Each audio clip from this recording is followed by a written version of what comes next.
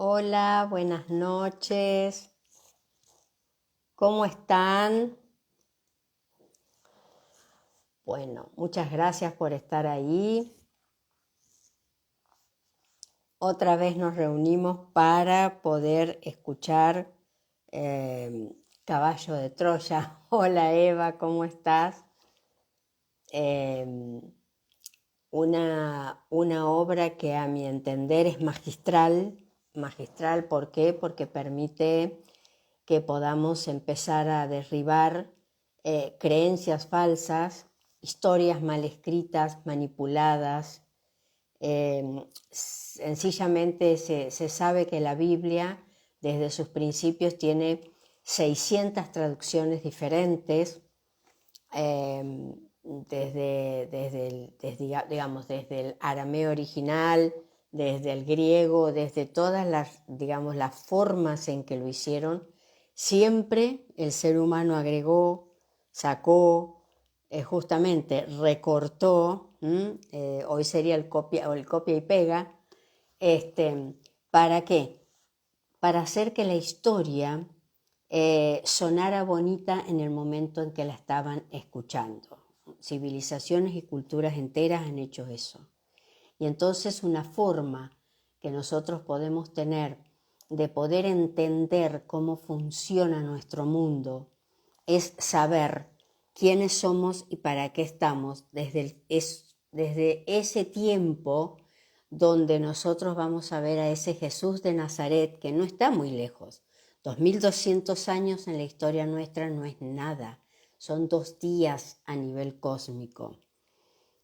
Recuerden que nosotros siempre nos vamos a basar en lo que es la historia cósmica. La historia física se basa en eso también. Pero empezar a ver un Jesús diferente, empezar a ver una historia diferente, hace que cada uno, desde su lugar, desde lo que siente, lo que le resuena, lo que puede, guardar como registro, es absolutamente particular e individual. Aquí nadie está diciendo que hay que creer en esto, creer en aquello, no, justamente lejísimo de las intenciones que uno tiene. Entonces, poder entender eso, poder entender que nosotros nos aproximamos como humanidad a la información de Acuario, y Acuario es develar la historia, develar la información, salir de la oscuridad, salir de la manipulación que venimos viviendo.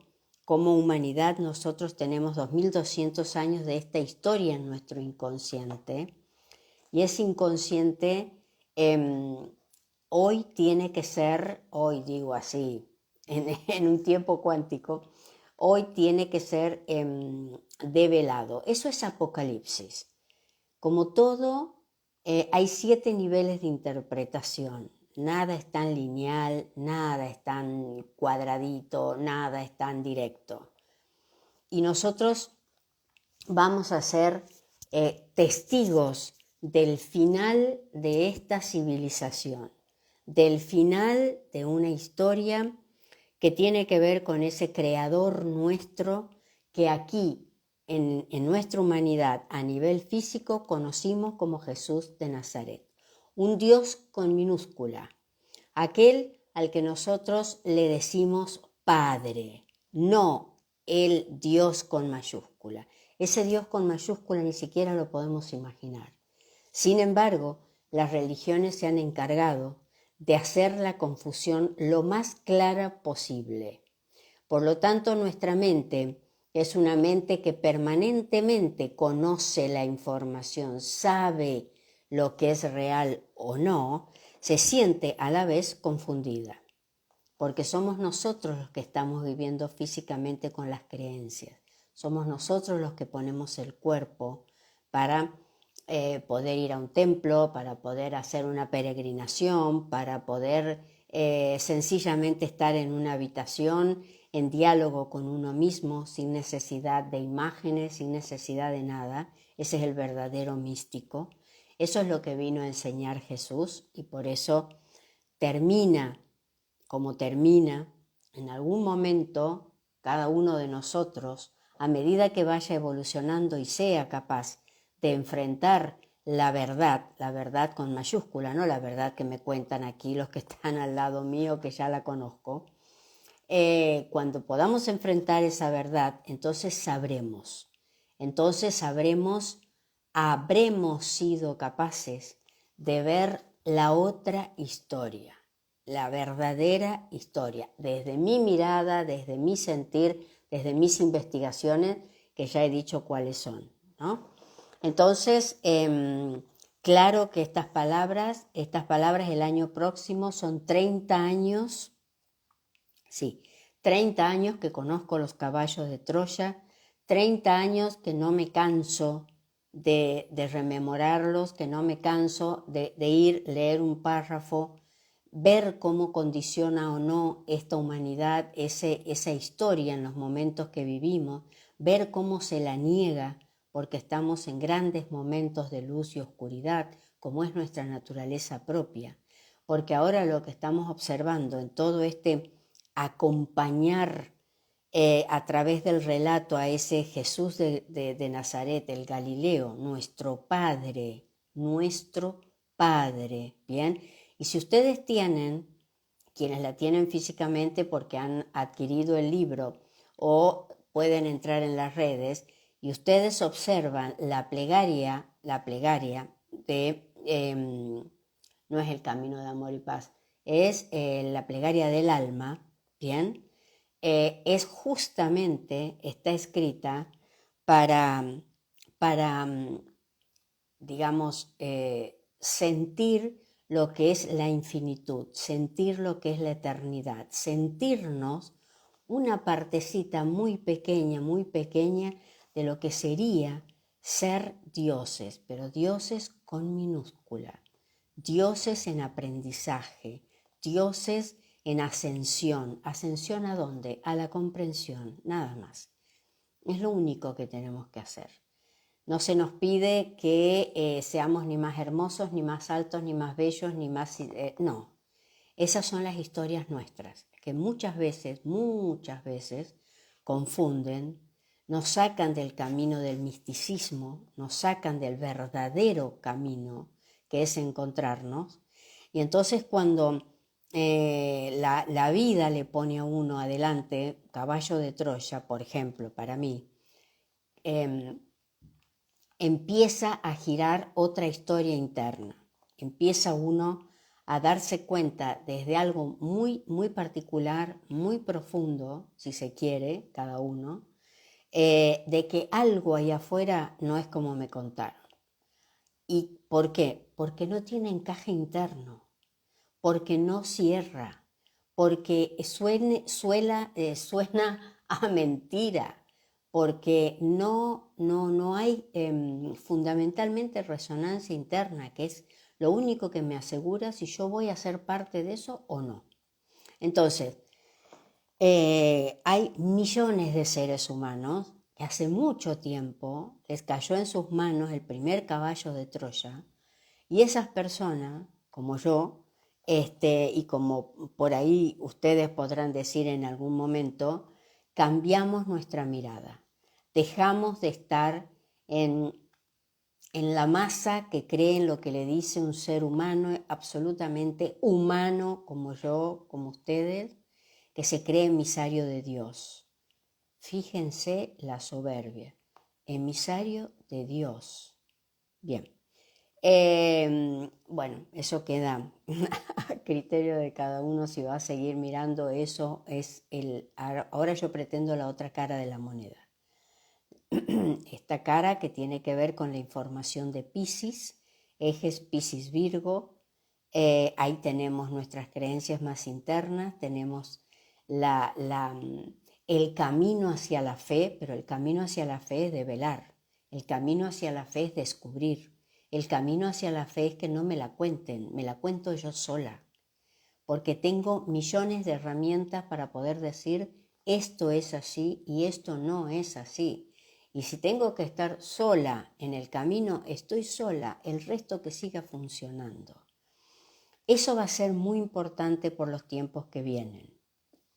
va a ser muy importante porque van a ser los tiempos de la confusión, los tiempos de el ruido, los tiempos de empezar a ver las oscuridades nuestras.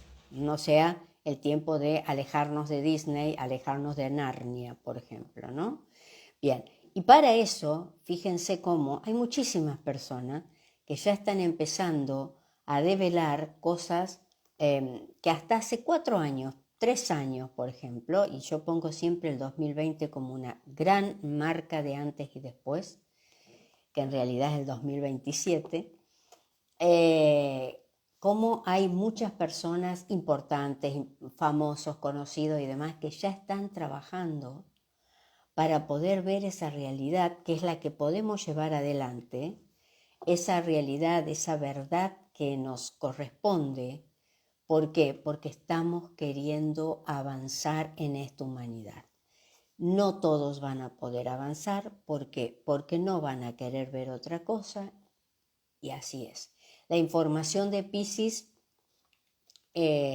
con los tránsitos que está teniendo a nivel planetario, va a ser muy importante cuando lleguemos a ese 2026, donde ya hemos atravesado muchas cosas, cada vez vamos más al cuello de botella, cada vez vamos más al cuello de botella, no tenemos que descansar, esto no se termina, esto ni siquiera empezó lo más bravo, y lo más bravo va a requerir que nosotros tengamos fe, porque la creencia va a ser agua.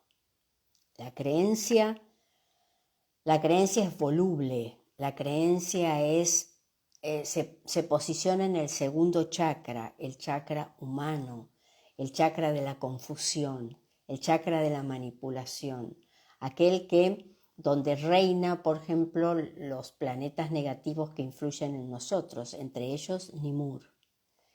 Y justamente aquello que no quiere una humanidad negativa es la luz. Ahora, nadie nos puede negar la luz si uno la quiere tener. Así que por eso digo que va a ser muy importante poder entender lo que estamos haciendo cuando nos reunimos aquí para escuchar lo que para mí y para tantísimas otras personas es la verdadera historia de ese Jesús de Nazaret. Historia que la comprendemos y la entendemos cuando nos vamos y cuando volvemos a este planeta durante 7 años. Los primeros 7 años de cualquier niño es un estar en el etérico, aprendiendo quién es su padre, cómo tiene que estar en este planeta, qué cosas ha venido a hacer. De eso ya estoy terminando el libro, que es el libro para los niños, que en realidad es para los adultos, que se los lean a los niños, y muchos adultos descubrirán a su niño a través de ese libro.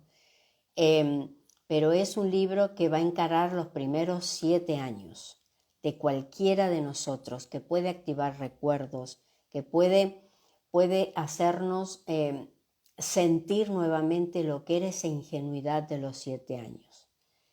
Una ingenuidad que se desarrolla en el etérico, porque después viene la confrontación con lo físico.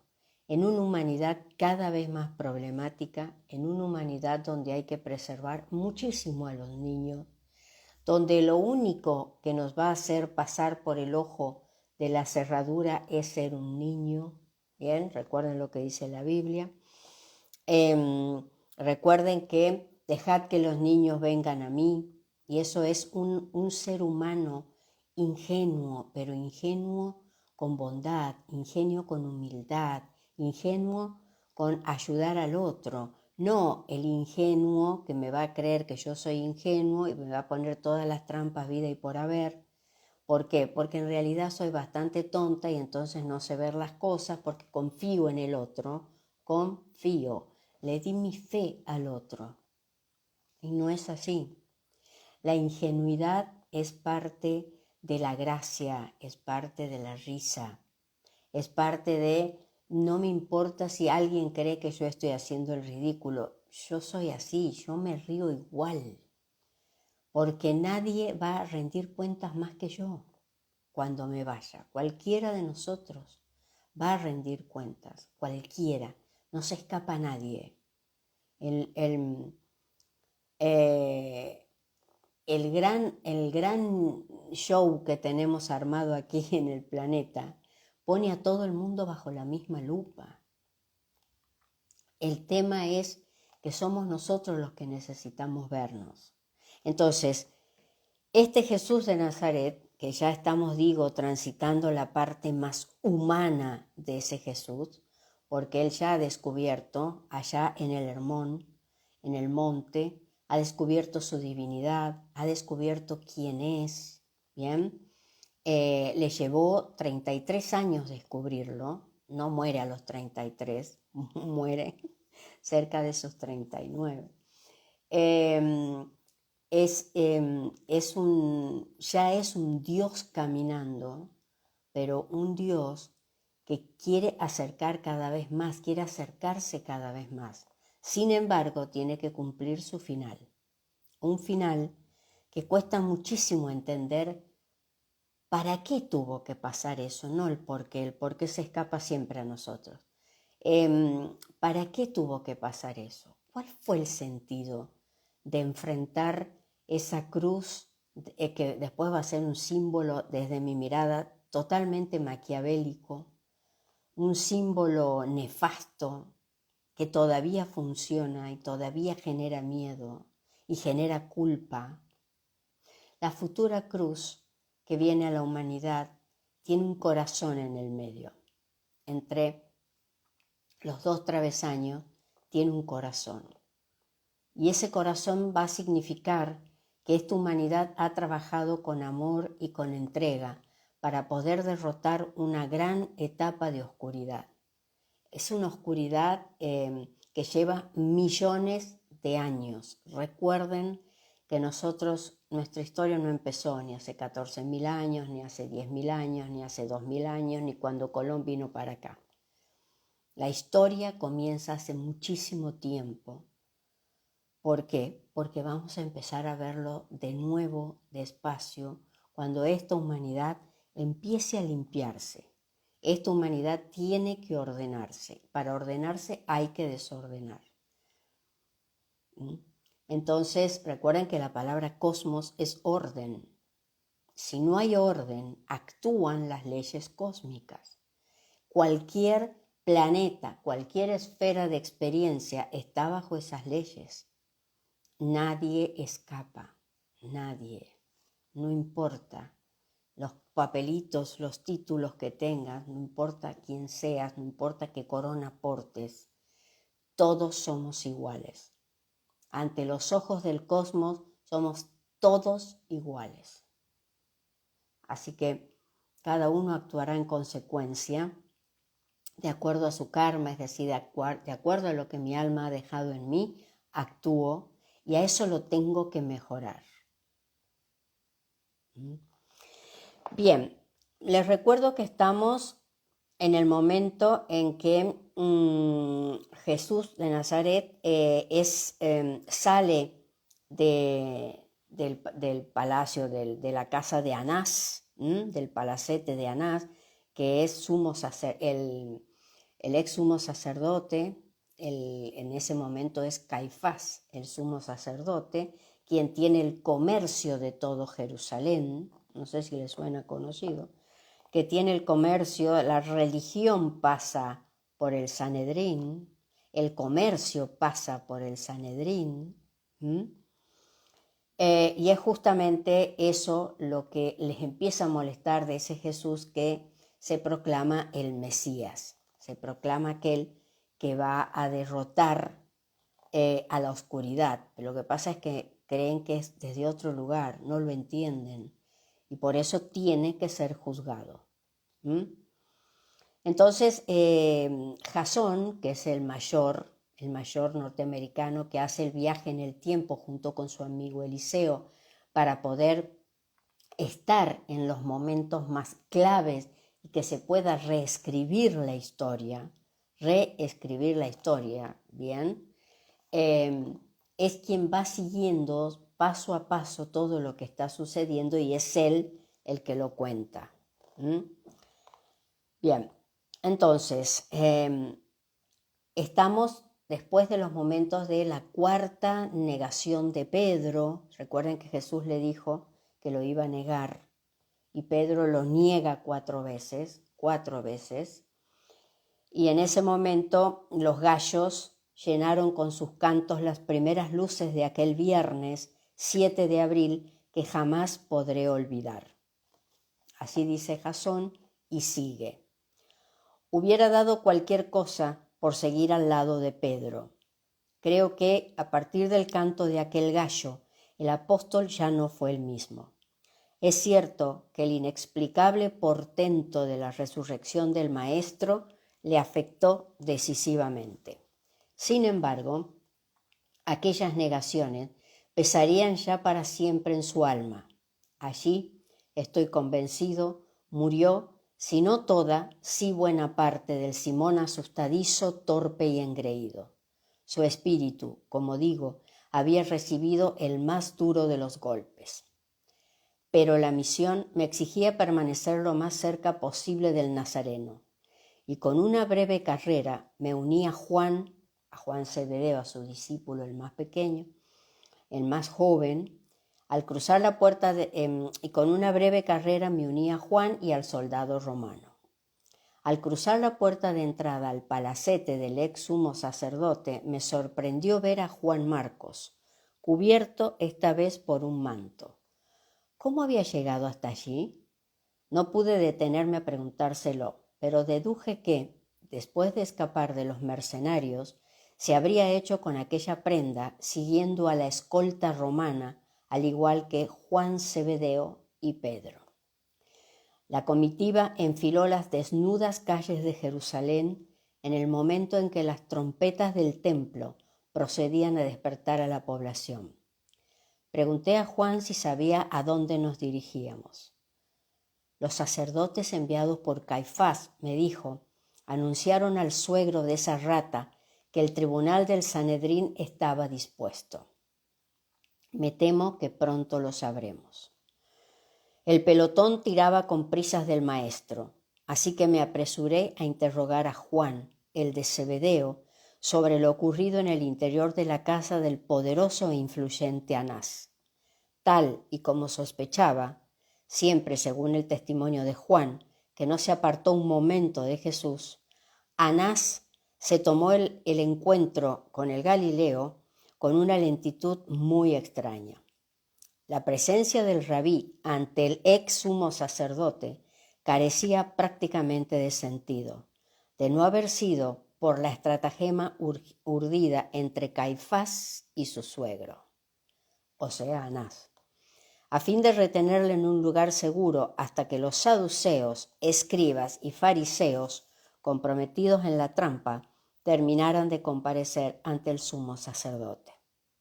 José de Arimatea, que asistió a parte del interrogatorio y que había preferido quedarse con Anás, completaría horas más tarde la narración de Juan, explicándome que el hábil suegro de Caifás tenía, desde un primer momento, la secreta intención de liquidar allí mismo aquel enojoso asunto.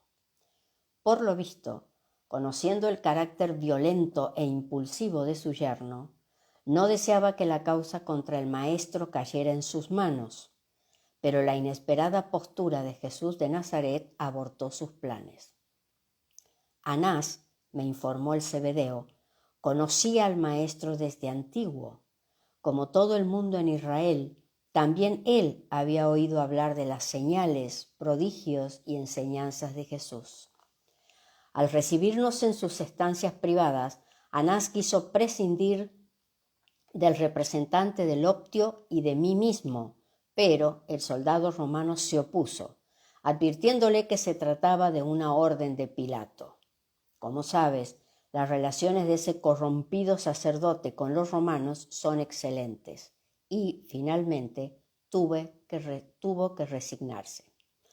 Se sentó en una de las sillas y permaneció un buen rato sin pronunciar palabra, observando al maestro con gran curiosidad. Después, con su habitual presunción y autosuficiencia, se dirigió a Jesús en los siguientes términos. Ya sabes que tengo que hacer algo en cuanto a tus enseñanzas. Estás perturbando la paz y el orden de nuestro país. El maestro levantó la cabeza y le miró fijamente, pero no abrió los labios. Aquello no le gustó a Anás. Sus nervios empezaron a fallar y sin poder ocultar la rabia le exigió: «Dime los nombres de tus discípulos». Pero el maestro siguió callado y, sin pestañear, continuó con sus ojos fijos en los del viejo reptil. Te juro, Jasón, que muy pocas veces había visto tanta majestuosidad en el rostro de nuestro maestro. Mientras Anás se encolerizaba por momentos, Jesús, en pie y a pesar de estar amarrado, le demostraba a ese bastardo su verdadera grandeza. A pesar de las circunstancias, Juan hablaba del Galileo con el mismo o mayor entusiasmo, si cabe, que lo había hecho en ocasiones como la de su entrada triunfal en Jerusalén. Entonces, ante mi sorpresa, y supongo que la de Jesús, prosiguió el Zebedeo, Anás cambió de táctica. Llegó a sugerir al maestro que estaba dispuesto a olvidarlo todo, con una condición. Aquello, dice Jasón, también era nuevo para mí. Y mientras ascendíamos por las callejas de la ciudad baja, ya con el claro propósito de llegar hasta la sede del Sanedrín, presté toda mi atención a las palabras del discípulo. ¿Sabes de qué fue capaz? Anás le propuso perdonarle la vida si salía inmediatamente de Israel, pero el maestro no se inmutó siquiera. Aquel nuevo silencio exasperó aún más al ex sumo sacerdote, y golpeando los brazos de la silla le gritó a Jesús: ¿No estimas que soy muy bondadoso contigo? ¿No te das cuenta de cuál es mi poder? Yo puedo determinar el resultado final de tu próximo juicio. Jesús por primera vez habló, y dirigiéndose a Anás le dijo: ya sabes que jamás podrás tener poder sobre mí sin permiso de mi Padre. Algunos querrían matar al Hijo del Hombre porque son unos ignorantes y no saben hacer otra cosa. Pero tú, amigo, sí tienes idea de lo que haces. Entonces, ¿cómo puedes rechazar la luz de Dios? La inesperada amabilidad del maestro para con aquella serpiente derrotó a Anás y me desconcertó. Y el viejo se puso a cavilar buscando, supongo, alguna nueva maquinación para perder a Jesús. Al rato le preguntó de nuevo: ¿qué intentas enseñar al pueblo? ¿Quién pretendes ser? El maestro no eludió ninguna de las cuestiones y se dirigió a Anás con gran firmeza. Muy bien sabes que he hablado claramente al mundo. He enseñado en las sinagogas muchas veces y también en el templo, donde judíos y gentiles me han escuchado. No he dicho nada en secreto. ¿Cuál es entonces la razón por la que me interrogas sobre mis enseñanzas? ¿Por qué no convocas a mis oyentes y te informas por ellos? Todo Jerusalén me ha oído. Y tú también, aunque no hayas entendido mis enseñanzas. Antes de que Anás pudiera responderle, uno de los siervos de la casa se volvió hacia el maestro y le abofeteó violentamente diciendo: ¿Cómo te atreves a contestar así al sumo sacerdote? ¡Ay, Jasón! ¡Cómo me ardía la sangre! Cuando me interesé por la reacción de Jesús, Juan se encogió de hombros y señalando al maestro, que caminaba a escasos metros por delante nuestro, comentó: no vi sombra alguna de odio o resentimiento en sus ojos. Simplemente se puso frente al lameculo de los vetusianos y con la misma transparencia y docilidad con que se había dirigido a Anás le manifestó: amigo mío, si he hablado mal, testifica contra mí, pero si es verdad, ¿por qué me maltratas? Pregunté entonces al discípulo si aquella bofetada había ocasionado alguna hemorragia nasal a Jesús. Juan lo negó. Evidentemente, cuando vi aparecer al Galileo en la puerta del caserón de Anás, Su rostro no presentaba señales de violencia. Hacía un buen rato que venía observando cómo Pedro nos seguía a corta distancia. Pero, al aproximarnos al actualmente denominado Arco de Robinson, y en una de las ocasiones en que giré la cabeza para comprobar si el solitario y desdichado Simón continuaba allí, le vi sentarse al pie de la muralla meridional que separaba los dos grandes barrios de Jerusalén. Por su forma de dejarse caer sobre los adoquines y de tomarse la cabeza entre las manos, intuí que el apóstol se había dado por vencido. Su derrota en aquellas horas era total. De no haber conocido el final de aquellos sucesos, no hubiera puesto mi mano en el fuego respecto a su suerte. Desgraciadamente, ya no volvería a verle. Juan, que en esos momentos no estaba al corriente de las negaciones de su amigo, finalizó así su relato. Anás hizo un gesto de desaprobación por el brutal golpe de su siervo al maestro, pero su orgullo es tal que no le hizo ninguna observación. Se limitó a levantarse de su asiento y salió de la estancia. No le volvimos a ver hasta pasadas 2 horas. ¿Jesús te dijo algo en ese tiempo? No, respondió Juan. El maestro, los sirvientes, el soldado y yo continuamos allí, sin movernos y en silencio. Al cabo de este tiempo, Anás regresó a la sala y aproximándose a Jesús reanudó el interrogatorio. ¿Te consideras el Mesías, el libertador de Israel? Jesús levantó nuevamente el rostro y con idéntica calma le dijo: Anás, me conoces desde mi juventud y sabes que no pretendo ser nada más y nada menos que el delegado de mi Padre.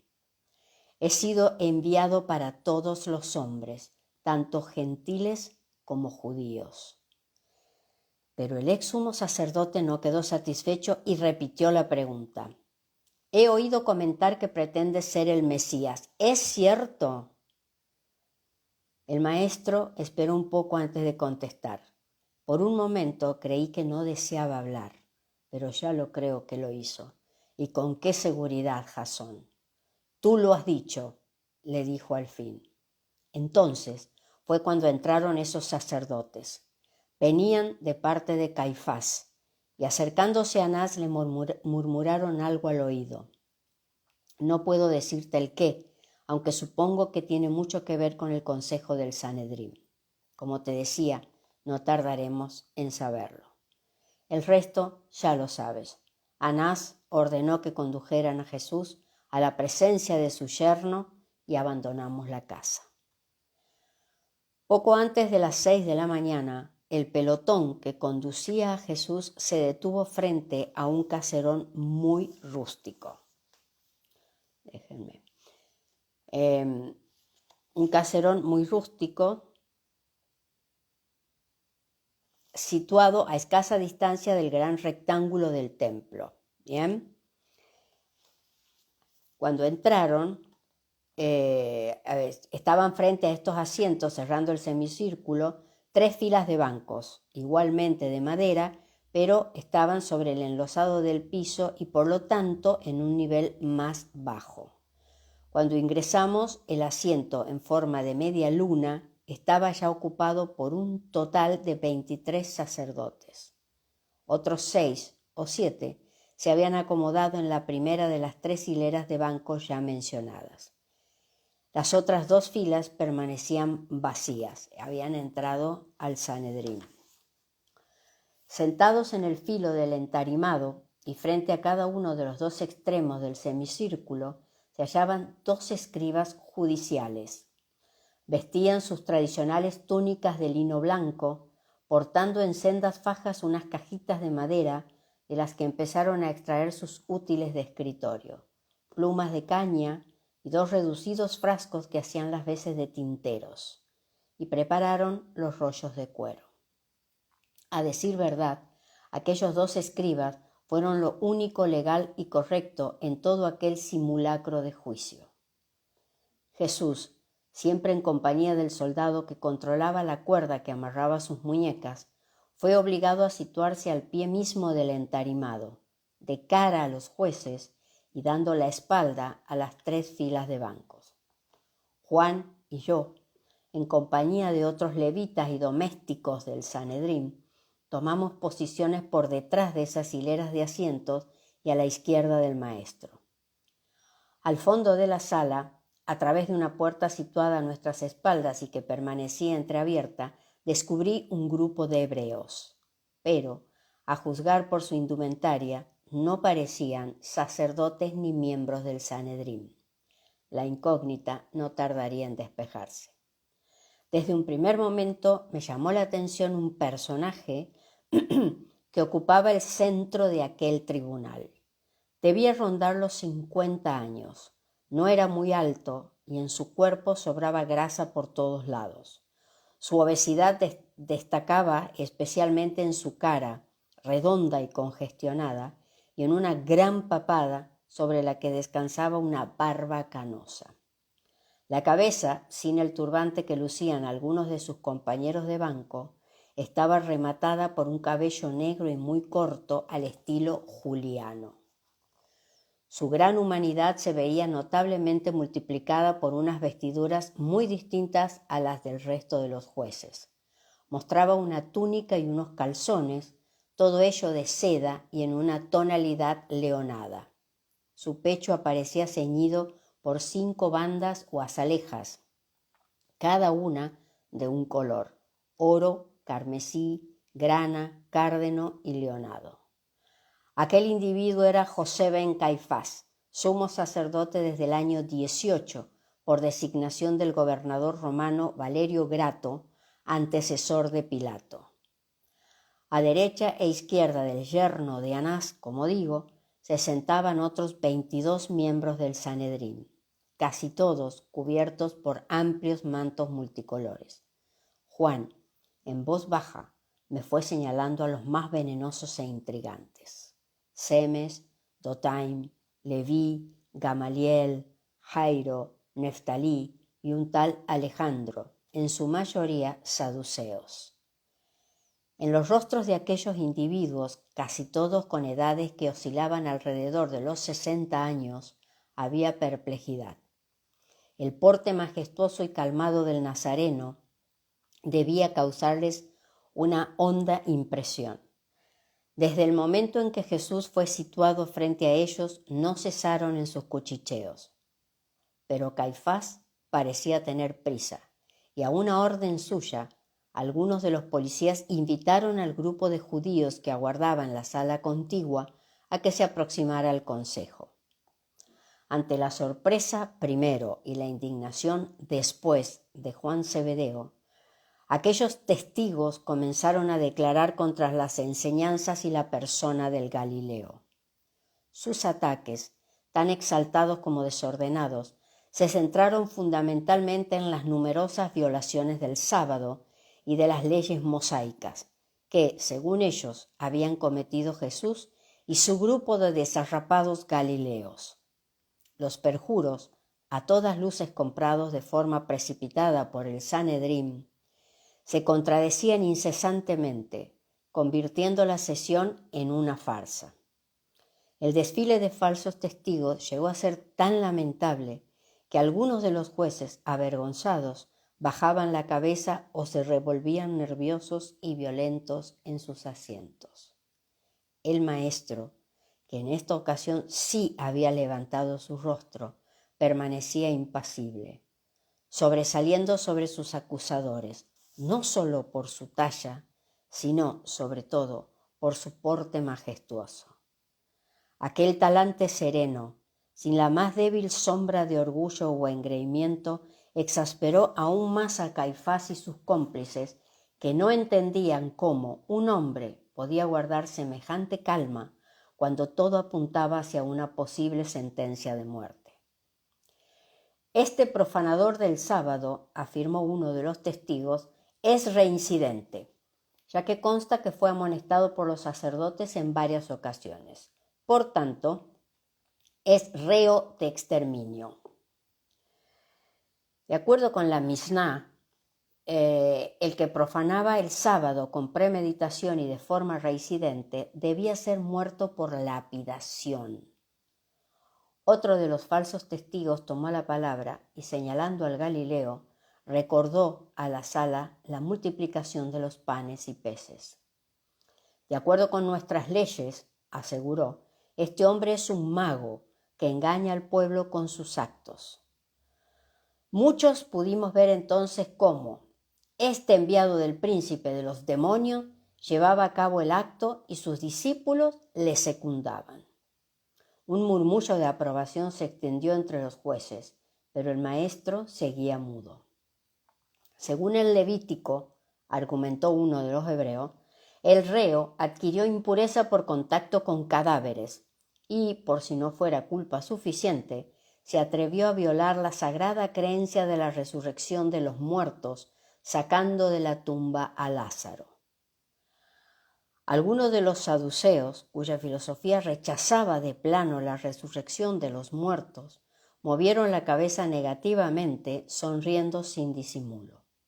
Caifás, que pertenecía a esta casta, pasó por alto la impertinencia de los saduceos.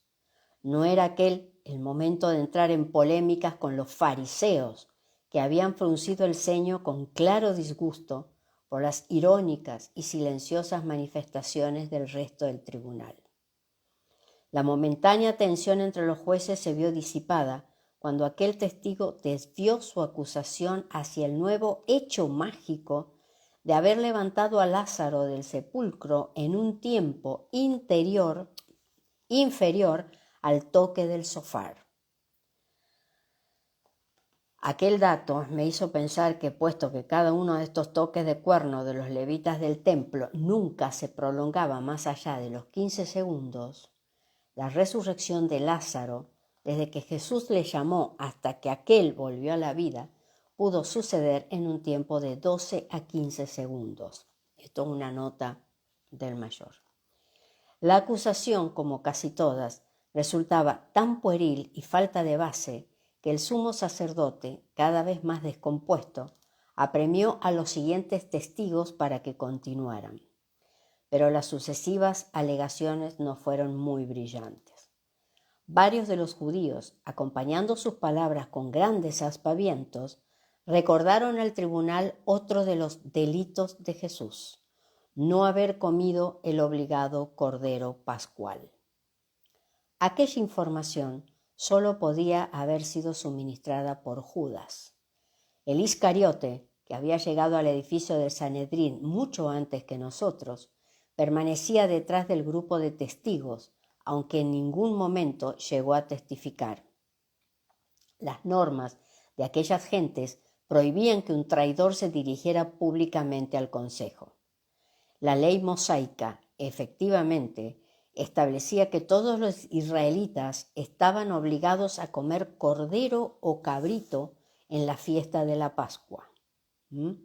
Solo años más tarde, después de la destrucción del templo, que fue en el año 30 años después de lo de Jesús, de la crucifixión, la Mishnah suaviza las normas diciendo textualmente que en el lugar donde no sea costumbre comer carne, no se coma. Uno de los últimos acusadores llegó a rizar el rizo en aquella sarta de incongruencias y despropósitos. Aludiendo a otra de las leyes judías, llegó a acusar al nazareno de homicidio frustrado. Su endeble e irrisorio argumento se basaba en otra norma que decretaba la culpabilidad de aquel que golpease a su prójimo con una piedra, de manera tal que resultase muerto. El aleccionado testigo expuso entonces el incidente protagonizado por una adúltera, salvada del apedreamiento popular cuando Jesús, dirigiéndose a la muchedumbre, invitó a que aquel que estuviera libre de pecado arrojase la primera piedra. Para el retorcido hebreo, aquel gesto constituía delito, ya que incitaba al asesinato. La grotesca escena se vio un tanto distendida cuando súbitamente los 23 jueces y el resto de los miembros del Sanedrín se pusieron en pie. En la sala se hizo un espeso silencio y uno de los saduceos, el que se sentaba a la derecha de Caifás, se retiró de su puesto, cediendo el lugar a un individuo menudo y encorvado que acababa de irrumpir en la sala. «Es Anás», me susurró Juan.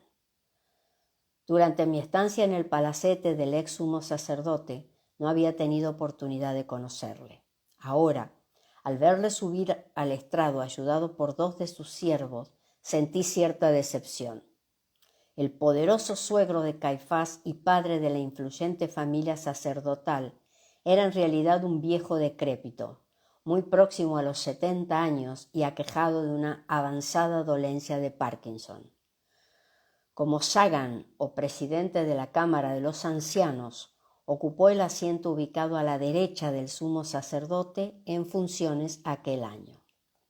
Inmediatamente, el resto de los jueces volvió a acomodarse y Caifás, con un displicente gesto de sus regordetas manos, indicó a los testigos que prosiguieran.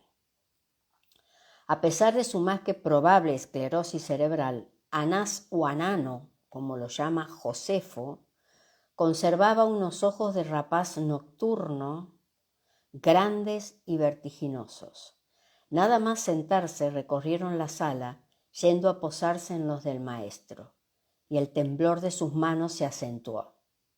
Jesús sostuvo su mirada y Anás, indeciso, trató de esconder las apergaminadas manos bajo el ropón de púrpura que le cubría. Después, desviando su atención hacia el inquisidor de turno, pareció olvidarse del Galileo. Este hombre, había empezado a proclamar el testigo, afirmó que destruiría el templo y que en 3 días edificaría otro, pero sin la ayuda de la mano del hombre. Los arcontes, o jefes del templo, habían encontrado al fin un argumento condenatorio lo suficientemente sólido. Por supuesto, aquello no era lo que había dicho Jesús. Además, ni este testigo ni el siguiente, que ratificó cuanto había dicho su compañero, hicieron alusión alguna al decisivo gesto del rabí cuando, al tiempo que pronunciaba aquellas proféticas palabras, señalaba hacia su cuerpo con el dedo. Si no recuerdo mal, aquel fue el único testimonio en el que 2 sujetos lograron ponerse de acuerdo. Antes de que concluyeran los testigos, el clamor de los sacerdotes jefes fue general, turbando el orden de la sala con exageradas muestras de desagrado e incredulidad. Caifás levantó sus brazos pidiendo calma, mientras una cínica sonrisa se dibujaba en su rostro. Y el silencio se restableció poco a poco. En esos momentos, Anás hizo una señal a su yerno. Este se inclinó y el ex sumo sacerdote le comentó algo al oído. Al terminar, ambos tenían los ojos fijos en Jesús. Este seguía imperturbable. Ninguna de las alegaciones había logrado alterar su ánimo. ¿No contestas a ninguna de las acusaciones?, le gritó de pronto Caifás, con aquella voz chillona y desagradable. Los jueces, testigos, levitas y el resto de los asistentes, incluido Judas, esperaron la respuesta del Galileo. Fue inútil.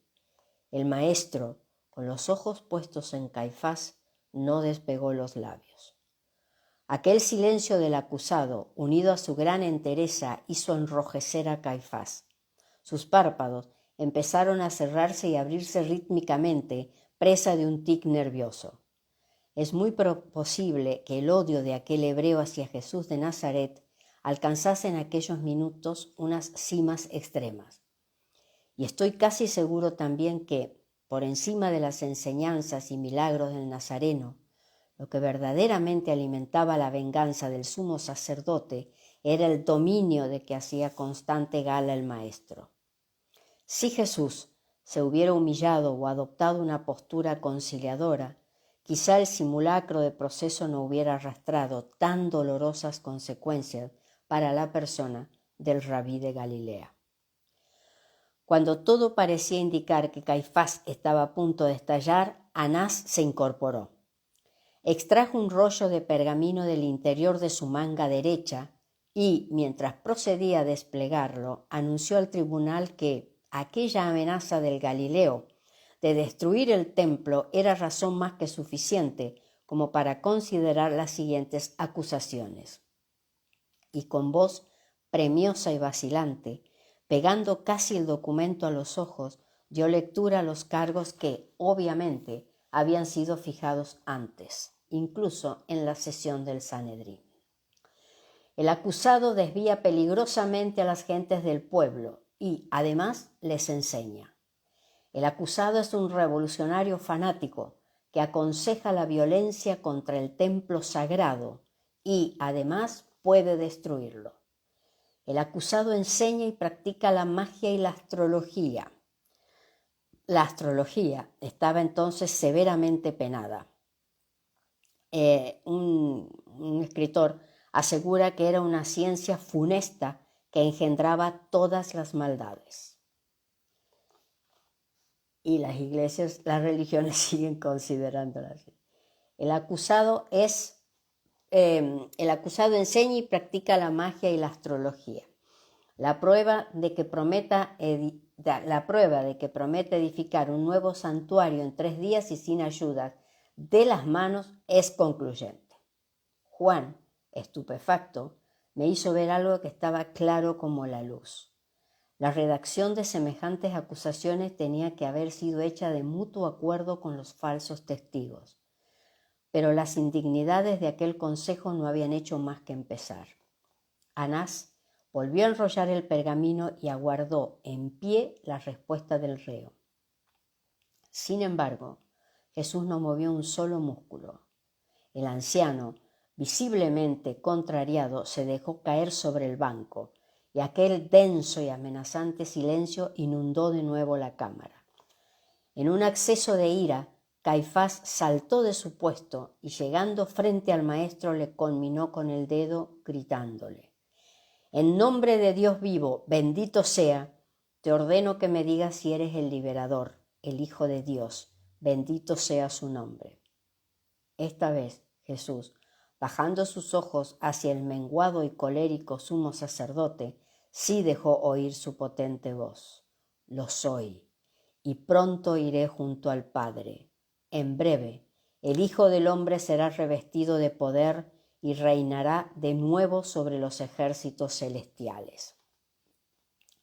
Las palabras del Nazareno, rotundas, retumbaron en la sala como un mazazo.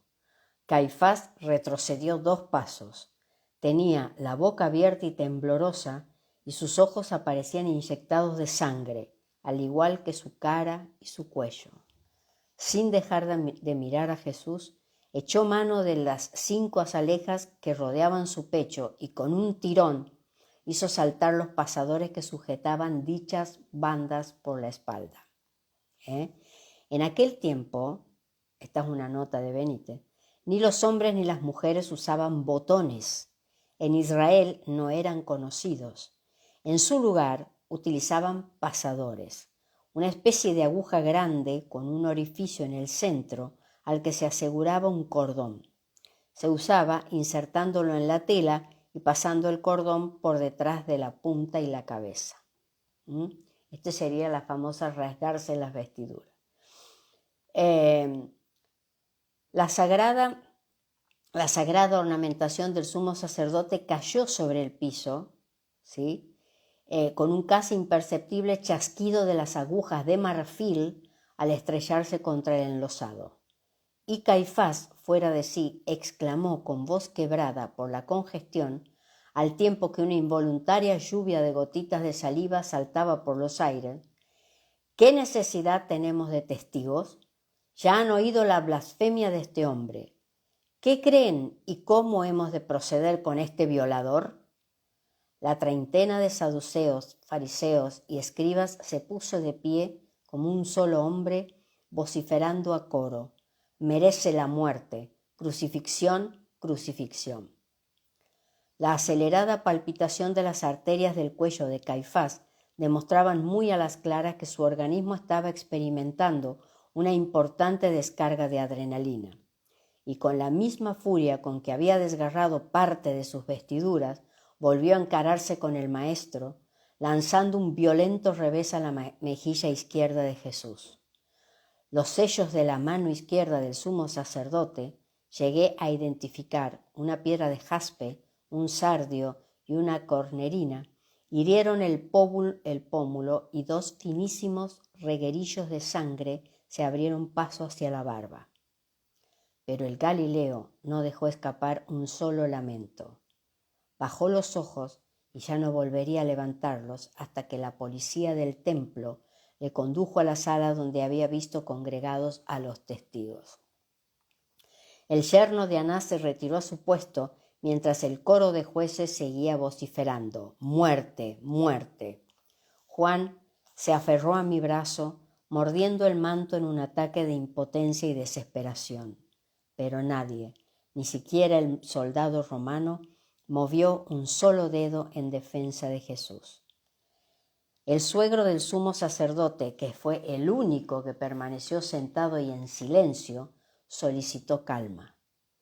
Y cuando el último de los sanhedritas había obedecido la orden de Anás, éste se dirigió al alterado consejo, sugiriendo que se buscaran nuevas acusaciones, especialmente cargos que pudieran comprometer al nazareno frente a la autoridad romana.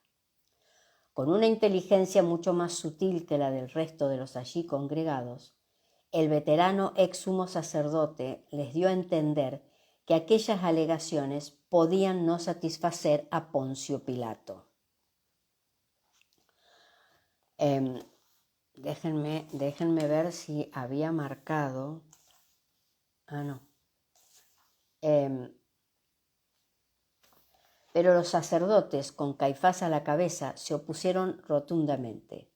Y durante un buen rato los jefes del templo, escribas y fariseos discutieron acaloradamente, pisándose la palabra unos a otros. De aquella agria polémica deduje que los arquieres, tal como lo había denominado Caifás, no deseaban demorar el proceso por dos razones básicas. Primero, porque para el día de la preparación de la Pascua y según la ley, todos los trabajos debían concluir antes del mediodía. Segundo, porque el temor general apuntaba hacia la posibilidad de que el gobernador dejara Jerusalén, regresando a su base, Cesarea. Este último extremo pesó mucho más que el primero. Si Poncio dejaba la ciudad santa, las maniobras del Sanedrín habrían resultado estériles.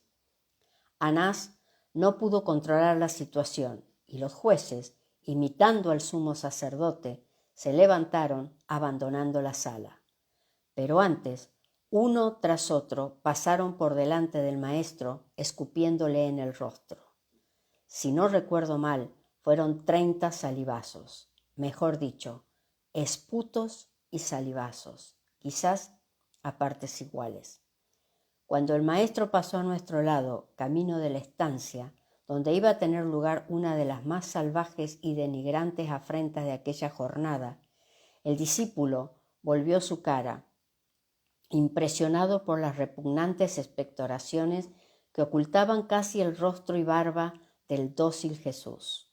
Juan fue presa de una serie de fuertes arcadas, terminando por vomitar en uno de los rincones de la sala. De esta forma, en mitad de una gran confusión, se dio por concluida la primera parte de aquel juicio. Eran las 6:30 de la madrugada. Bien, vamos a dejar aquí porque viene un tramo bastante largo como para desarrollarlo. Pero a mí me gustaría que ustedes puedan observar cómo es nuestra naturaleza, porque todo lo que está mostrando esto es nuestra naturaleza, quiénes somos, cómo nos comportamos, qué es para nosotros la verdad, la mentira, en qué mundo vivimos, todo eso, la presencia de Jesús, tiene que ver con un gran cierre para nuestra humanidad. ¿Lo entenderemos? Sí, lo vamos a entender. Lo vamos a entender no en todo su magnitud, porque eso, repito, lo entiende solamente el alma. ¿Y por qué el alma? Porque el alma o mente superior es quien va a hacer todo el tránsito desde el principio al final de esta gran evolución humana. ¿Cuál es el objetivo? Llamarse ser humano. Bien, el ser le pertenece a ese Jesús. La humanidad nos pertenece a nosotros. Lo que nosotros estamos haciendo es enfrentándonos de nuevo con nosotros mismos. Y estamos recibiendo toda la ayuda habida y por haber de esos seres que están prestos para poder hacer que esta humanidad haga lo que se denomina técnicamente el Antakarana. El Antakarana es ese puente entre nuestra humanidad y la parte más intangible nuestra, que sería el alma, la esencia, aquella parte de nuestra energía que contiene toda la información. Nosotros somos receptores de esa información, pero no somos receptores de toda la información, y ahí se encuentra la diferencia. Nosotros físicamente vamos a cerrar gran parte de este ciclo que viene transitando, que es esa séptima vuelta inmensa, increíble, de casi 250.000 años que vamos a hacer, un poco menos, alrededor de las Pléyades. ¿Para qué? Para volver a direccionar a nuestra humanidad, es decir, volver a direccionar a nuestro planeta. Si nosotros no fuésemos una humanidad negativa, no tendríamos karma. Cada vez que yo miro un mapa, miro mucho el karma. ¿Cuál es el karma que trae esa persona? ¿Cuál es el karma que su alma le ha traspasado para que la ayude a resolverlo? Para que la ayude a observarlo. ¿Por qué? Porque el alma no tiene cuerpo. Por lo tanto, el alma es puramente y necesita de nuestra humanidad para que podamos enfrentar lo que hay que enfrentar.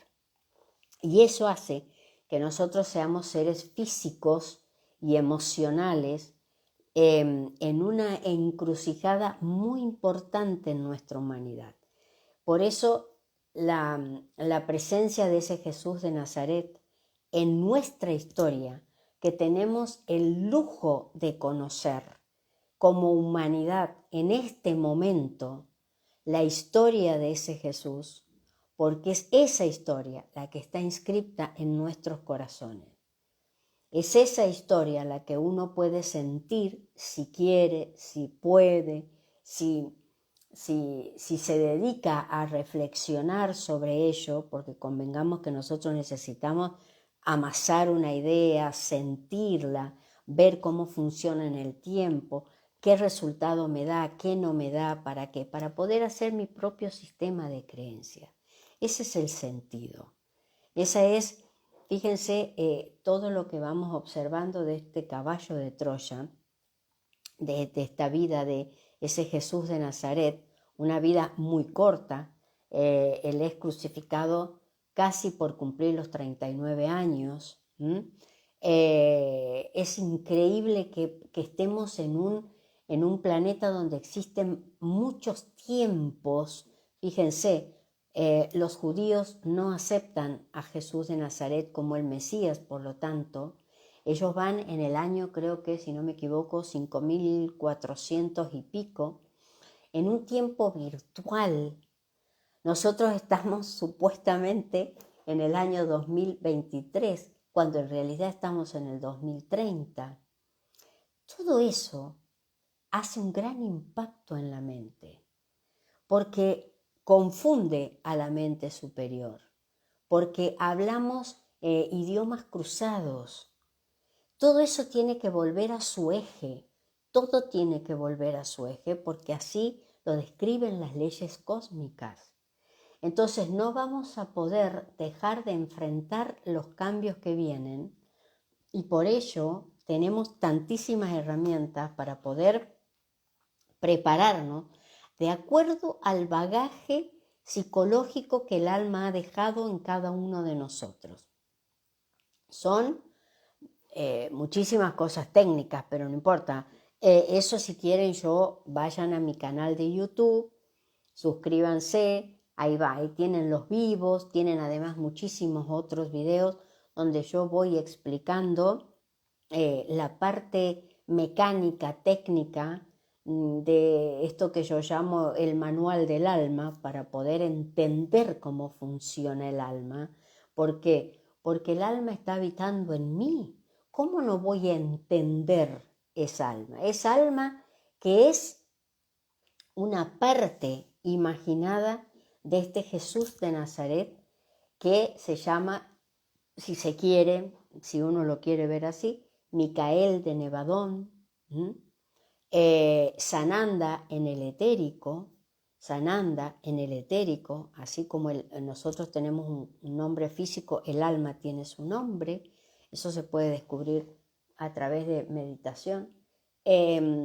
Estamos en un mundo que empieza a revertir su mirada y eso hace que nosotros tengamos mucha energía dando vuelta. No hemos visto todavía lo más grosero de los cambios que vienen. Eso va a ser un poco más adelante, un poco. No es que no lo vamos a ver. La franja, digamos, ya como mucha convulsión, crisis y demás, y reordenamiento se podría encontrar dentro de lo que son 20 años. Por eso estoy diciendo, cuidado porque no es que esté muy lejos. Lo estamos suponiendo el tiempo, puede ser mucho antes. De cualquier manera las almas lo saben, las almas lo conocen y para eso también vienen preparándose. Por lo tanto, poder entender cómo funciona nuestro mundo es algo que puede llegar a sonar hasta muy novedoso. ¿Por qué? Porque posiblemente no muchas personas, no muchos seres humanos se plantearon hasta ahora ¿y cómo funciona este mundo? Primero, ¿cuál es mi hogar? ¿Este es el hogar? ¿Este planeta Tierra es tu hogar? Esto es lo que te va a dar cobijo, te va a dar protección hasta que termines tu evolución. Así le dicen al alma, ¿bien? Lo nuestro es muy pequeño, es un recorrido muy corto al lado de todas las realidades que el alma va a vivir. Indudablemente tiene que ver con el karma. Nosotros estamos viviendo como en un tiempo alternativo lento, en un tiempo donde ese tiempo ya ha llegado a su final, pero es un final virtual. Es ese final que vino a cerrar este Jesús de Nazaret, que nosotros lo vamos a tener que hacer un tiempo físico concreto, ¿bien? Y para eso, nada mejor que conocer mi otra parte, mi parte interna, la parte de mi creación, quién me ha creado, quién me ha imaginado, cuál es el equipaje que tengo, por qué se dice que tengo que integrar mente, cuerpo y alma. ¿Sí? Entonces, ese es un poco el sentido de estos encuentros que tenemos aquí con los caballos de Troya. En YouTube los espero para poder ver otro tipo de información. Bueno, les agradezco mucho que estén ahí, dejen sus comentarios, dejen también en YouTube si quieren los comentarios allí en el vivo, los puedo responder, ¿sí? Les agradezco, que tengan muy buenas noches. Hasta luego.